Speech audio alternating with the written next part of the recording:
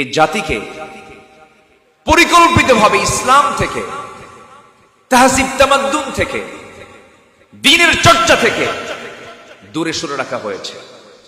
আমরা এই জাতিকে দ্বীনের শিক্ষায় শিক্ষিত করতে চাই।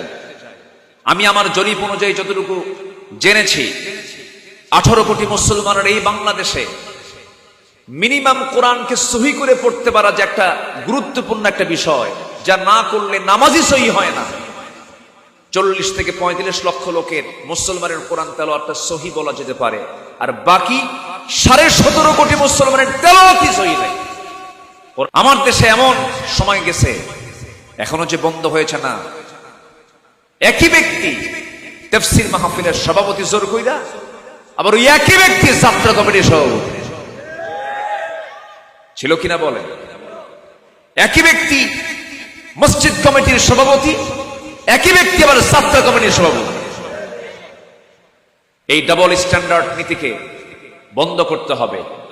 এই সমস্ত নেতৃত্বের কবর রচনা করতে হবে, কবর রচনা করতে হবে। মুনাফিকদের কোন নেতৃত্বে বাংলার জমিনে বাস্তবায়ন হতে দেব না আমরা। কোন ভণ্ডামির নেতৃত্ব চলবে না। আগামীর নেতৃত্ব হলো ইসলামের নেতৃত্ব। সাতকানিয়া উপজেলার বকশিরখিল মানব কল্যাণ সোসাইটি কর্তৃক আয়োজিত